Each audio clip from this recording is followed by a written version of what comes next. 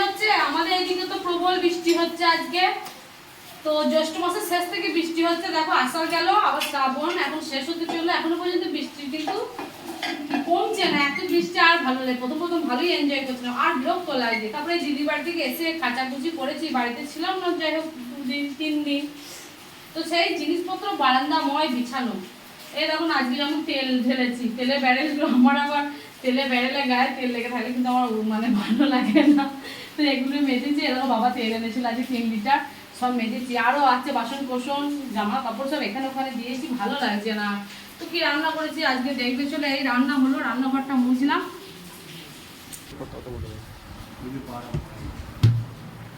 তো দেখো কি রান্না হয়েছে দেখাচ্ছি। একটুখানি শুধু জলের বোতলটা ওইদিকে সরিয়ে দেবো। হ্যাঁ বকুটা দেখে নিই, বাবা আমার আজকাল কম খাচ্ছে, আজকে এত রান্না হয়েছে খেতে হবে। তো দেখো সিগনালও নেই টিভিতে, ভাবলাম দেখবো একটু টিভিটা দেখতে দেখতে খাবো, তো সিগন্যাল চলে গেছে। দাঁড়া বাবা দাঁড়া 1 মিনিট দাঁড়া, এটাই রাখো।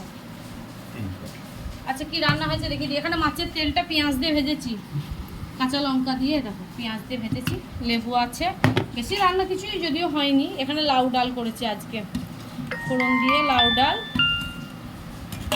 আরে বাবা, আর এখানে করেছি আলু পোস্ত।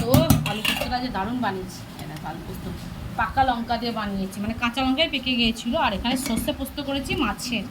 এ বাবা ডিস্ট্রিক্টের অবস্থা, ইস রাম রাম। তো দেখো এখানে 5 পিস আছে মাছের সর্ষে পোস্ত দিয়ে। তো এই রান্না, বৃষ্টি কিন্তু পড়ছে, ঝমঝম করে আওয়াজ পাচ্ছ। চলো খাওয়া দাওয়া করুক বাবা আর ছেলে, তারপরে দেখা যাক কি হয়।